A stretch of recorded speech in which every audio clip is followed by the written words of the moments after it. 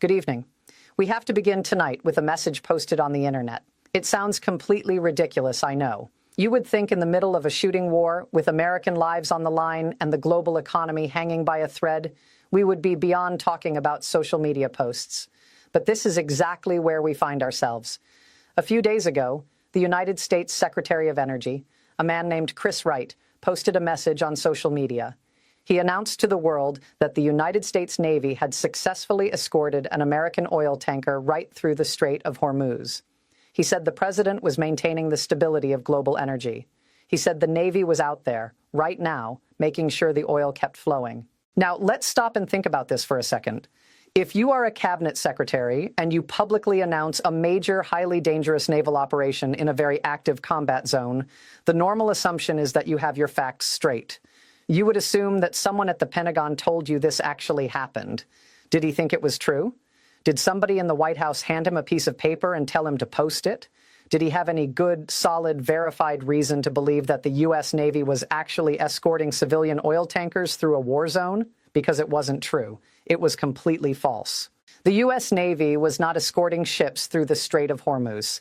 They hadn't done it. They weren't doing it. Within minutes, the tweet was quietly deleted without a single word of explanation from the administration. But the damage was already done. Oil markets swung wildly. People who trade commodities for a living panicked. The price of crude spiked because the market realized the people in charge might not actually know what is happening on the water. And the really crazy part? That little incident with the energy secretary making things up on the internet wasn't even the start of how well the administration is handling this supposedly teensy little problem in the Middle East. This is a problem that Donald Trump reportedly thought would be absolutely no big deal. He decided to launch an unprovoked war on Iran. He ordered the strikes. And before he did it, Trump reportedly told his advisors that he honestly did not believe Iran would close the Strait of Hormuz if he attacked them. He just didn't think they would do it. Look at the map. The Strait of Hormuz is a narrow strip of water. It connects the Persian Gulf to the open ocean. About 20% of the entire world's oil supply goes through that tiny little gap. If you choke it off, the global economy starts to suffocate almost immediately. It is the single most important energy choke point on planet Earth. Trump told his people Iran wouldn't touch it. Of course, Iran touched it. They closed it immediately. Then the president's defense secretary, Pete Hegseth, went out and told the press that the Strait of Hormuz was open for transit. He told the public that ships could go through safely, except for the small matter of the Iranians actively attacking the ships that tried to pass through it. Other than that, Mrs. Lincoln, the play was fine. Then the president went on Fox News. He was asked about the crisis, and Trump told the network that commercial ship captains should just show some guts. He said they should just sail their massive, slow-moving, highly explosive oil tankers through the strait anyway because they had absolutely nothing to fear. Why? Because according to him, Iran was completely defeated and wouldn't attack any more ships. And then right on cue, Iran attacked more ships. They hit tankers, they used drones, they used missiles. The water was quite literally on fire. So then the president changed his tune again. Trump said that the U.S. Navy would be happy very soon, very, very soon, to start actively escorting commercial ships through the Strait of Hormuz. He said we would put American warships right next to the tankers and guide them through the fire. And then the actual United States Navy was like, no, my lord, no, we cannot do that. The military brass had to step in and explain reality to the White House. They refused the near-daily requests from the shipping industry for escorts. The memorable phrase used by military insiders was that the narrow waterway would be a kill box for the United States Navy if they even tried to do that right now. It is too narrow. The Iranian missiles on the shoreline are too close. Putting our billion-dollar destroyers in there right now to babysit oil tankers would be a suicide mission. So the Navy said no. Then, in advance of a huge presidential press conference today, administration sources started leaking information to the press. They apparently told reporters that very soon, the U.S. government would be announcing a massive global coalition of allies. This grand coalition of nations would all be working together, sharing the financial and military burden to escort ships through the Strait of Hormuz. The leaks were everywhere. We were about to announce exactly who our brave international allies were going to be in this joint, collective, worldwide effort. And everybody in the press printed it. They printed it just like that meant it was actually going to happen. When will we learn? Watch what they do, not what they say. Because a few hours later, the president walked out, held that press conference, and completely blew up his own administration's story. He stood at the podium and announced, "We don't need anybody to help us in the Strait of Hormuz. We don't need anybody. We can do it ourselves." He completely rejected the idea of a coalition, but then in the very same appearance, just minutes later, he said that he would be announcing very soon who, nevertheless, was going to be helping us in the region. And then, as if that wasn't confusing enough, he spent the next 10 minutes berating and insulting our international allies for not doing anything to help us in the Strait of Hormuz. So reporters all over the world did their jobs. They started checking with their own governments. They called London. They called Paris. They called Tokyo. And indeed, whatever the president thought he was announcing about other countries coming to help us in the Middle East, the truth became very clear very fast. Nobody is coming to help. They are sitting this one out.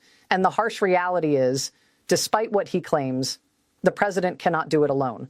The military just told him they can't do it alone right now. It's a kill box. So what do we actually have here? Where does this leave us? I mean, maybe we'll get a ballroom out of it, because let me tell you who is doing really, really well out of all this chaos. Russia. Russia is having a great week. As the skyrocketing price of oil completely freaks out the Western world, all that extra money is flowing directly into Moscow.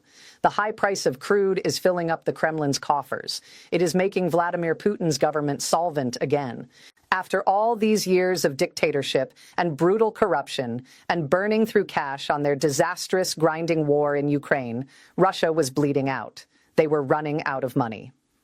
Now, thanks to an unprovoked American war in the Middle East that shut down the Strait of Hormuz, the price of oil is through the roof, and Russia is cashing the checks. But Russia is not just getting rich off of Trump's war in Iran. Russia is actively outright helping Iran kill U.S. troops. They are helping Iran target U.S. facilities in the Middle East. You don't have to take my word for it.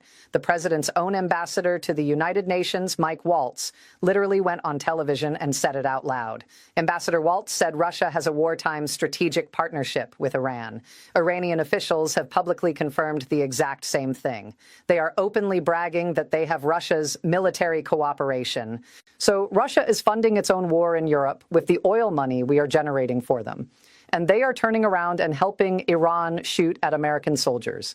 Now, we reported last week here on this show that the president had responded to that incredible betrayal by really making Russia pay. Oh, wait, I'm sorry. Let me correct that. No, he didn't make them pay. The president responded to Russia helping kill Americans by relaxing U.S. sanctions on Russia. And since we reported that last week, he has done it again. He has further relieved Russia of the burden of U.S. economic sanctions. While Russia is helping kill American troops in the Persian Gulf, the White House is making it easier for Russia to do business globally. But it actually doesn't stop there. The favors to Moscow just keep piling up.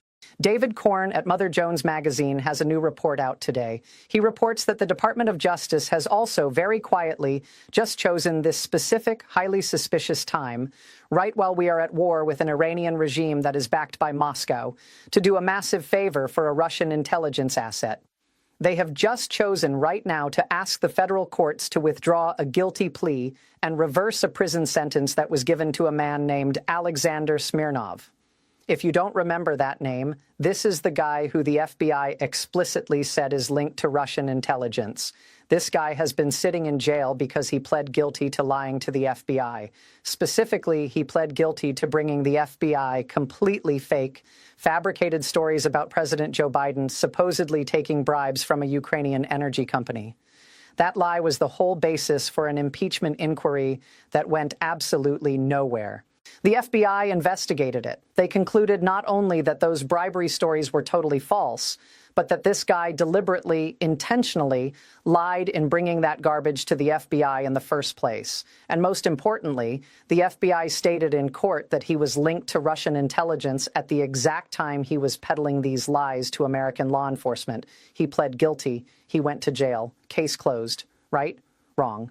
Now, the Justice Department is trying to get the guy sprung from prison. They are actively petitioning a judge to get his guilty plea completely reversed. And who signed the court filing? The filing in this guy's case has been signed by Todd Blanche. Todd Blanche is the president's former personal defense attorney who was handpicked to be the #2 official at the Justice Department, the Deputy Attorney General of the United States. The Deputy Attorney General is personally signing paperwork trying to help a Russian intelligence asset get out of jail. And let me just remind you again of the context here. Reportedly, Russia is currently using Russian intelligence to help Iran kill American troops and target American military facilities in the Middle East. Maybe our president just can't stop himself from acting to help Russia. Even when Russia is acting to kill Americans, maybe it's a compulsion. Maybe he just can't stop himself. It just feels so good to help Moscow. He simply cannot stop. But doesn't it seem like maybe in the absolute dead middle of a shooting war, he should be able to stop himself from at least helping Iran, from doing legal favors for the Iranian regime, which he has just declared a massive bloody war on? Apparently not. Because also, very quietly, entirely under the radar, amid the noise of this inexplicable war on Iran, the Justice Department has also just moved to drop the largest Iranian sanctions case in the history of the United States. This is a massive federal case involving a Turkish bank, a bank called Halkbank. Halkbank was being prosecuted by the United States government for, again, the largest ever known violation of sanctions on the Iranian regime. They were indicted for illegally laundering and sending tens of billions of dollars to Iran. Billions of dollars that Iran used to fund its military, to fund its proxies, and to build the exact same missiles they are currently firing at American soldiers. That is what that prosecution is about. It is a slam dunk case that federal prosecutors worked on for years. And right now, in the middle of the president waging war on Iran, bombing Iran supposedly because he is so deeply opposed to the Iranian regime and everything they stand for, the administration simultaneously has the Justice Department drop that case. The largest Iranian sanctions case ever. Poof, gone. Because now, suddenly, he wants to let all that slide. It's almost like he's not really doing things for the reasons he says he's doing them, right? It's almost like the public explanations are complete nonsense and the real reasons are something else entirely. Let's look at the money. Let's follow the cash. A few years ago, the Saudi Arabian government took $2 billion of their sovereign wealth fund and handed it to the president's son-in-law, Jared Kushner. They paid $2 billion into a brand new private equity fund that Kushner set up immediately after leaving the White House the first time. And now Jared Kushner is back. He is officially serving as the U.S. government's point person in the Middle East. He is the guy making the deals. The New York Times is now reporting that while Jared is serving as the United States government's lead negotiator and point person in the Middle East, Jared is simultaneously actively asking the Saudis for yet more billions of dollars for his private business. More than the $2 billion they have already given him. Now he wants more. And you know what? Why on earth would the Saudi royal family say no? For the low, low price of what they have already given him, the Saudis have apparently discovered the greatest bargain in the history of international relations. They have discovered the exact price of renting out something called the Armed Forces of the United States of America to attack their regional rival nation, Iran. This is a war that makes a lot of sense for the leaders of Saudi Arabia. It makes a lot of sense for the leaders of Israel. It is exactly what they have wanted for years. But it makes absolutely no sense at all for the United States. It does nothing for us. It only hurts us. But the Saudis paid for it, and they are going to get what they paid for. Keep it up, boys. Keep it up. More of this war. I have to say, I genuinely do not know why this is not more of a show-stopping, front-page, massive scandal in our country right now. Is it really that hard to see what this is? I mean, here is this guy, the president's son-in-law, actively asking a foreign country for money. They have already given his private business billions of dollars. He is currently asking them for billions more dollars for his personal business, his private wealth. He is asking this specific country for money, and at the exact same time he is asking them for cash. He is also personally making United States government policy toward that exact same country. That's it, right? Those are all the dots you have to connect. It is a straight line. I mean, this is not string theory. We aren't doing advanced calculus here. The result is obvious. If this guy is asking a foreign country for money for himself while also making U.S. government policy toward that country, the resultant policy is naturally going to be whatever that country wants it to be. Because if it isn't, then Jared will be far less likely to get the billions of dollars that he is actively asking them for, right? The core national security interests of the United States of America are literally being exchanged for private income for the president's son-in-law. Is this hard to see? Is this hard to grasp? While we are all sitting at home wondering why it is really that we are fighting this massive new war that the administration cannot even explain properly, the answer is right there in the bank accounts. I mean, for his part, the president's son-in-law went on the record and said he is perfectly following the law and following all the ethics rules. But how would we know?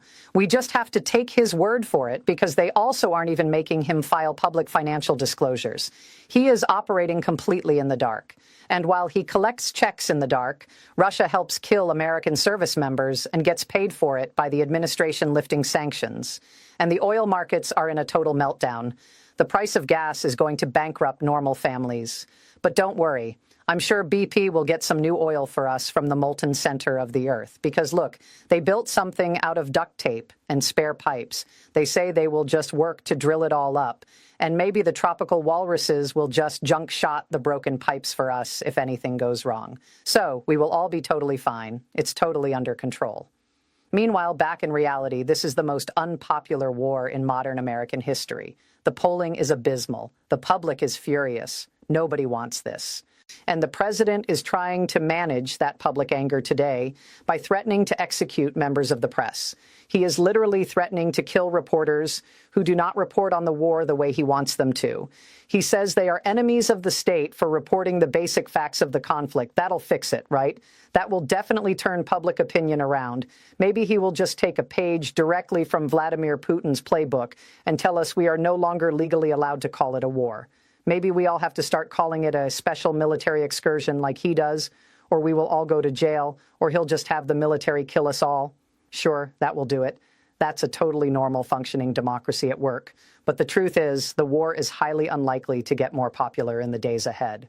The president's repeated daily declarations of total victory have not proven to be enough to actually protect U.S. forces and facilities that have come under heavy fire from Iran and their proxy militias.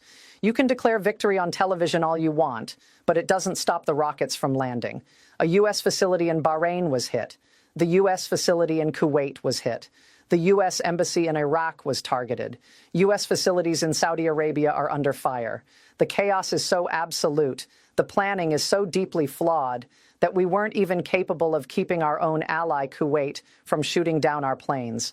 Let me repeat that because it got buried in the news. On the very first full day of this war, the airspace over the Gulf was such a disorganized disaster that the air defenses in Kuwait accidentally shot down our fighter jets. Not one, not two, but three. Three of our multi-million-dollar F-15 fighter jets were blown out of the sky by a friendly nation because nobody knew what was going on. How does that even happen? How was Kuwait able to shoot down three American F-15s? Who is running the command and control over there? The answer seems to be nobody. The pilots survived, thank God. But the incompetence on display is staggering. It is a historical military embarrassment. And because the air campaign is clearly not achieving its goals, because the Strait of Hormuz is still closed, and because American bases are still taking fire, the mission creep is already beginning. Now, tonight, we are sending in a Marine Expeditionary Force. Thousands of Marines are moving into the region. And the president, when asked directly by reporters, flatly refuses to rule out putting boots on the ground. He refuses to rule out sending American ground troops into Iran. A week ago, this was supposed to be a quick, clean operation. Today, the strait is closed. The global economy is fracturing. Our planes are being shot down by our own allies, and thousands of Marines are packing their bags for a ground war that nobody in this country actually wants. Watch what they do, not what they say.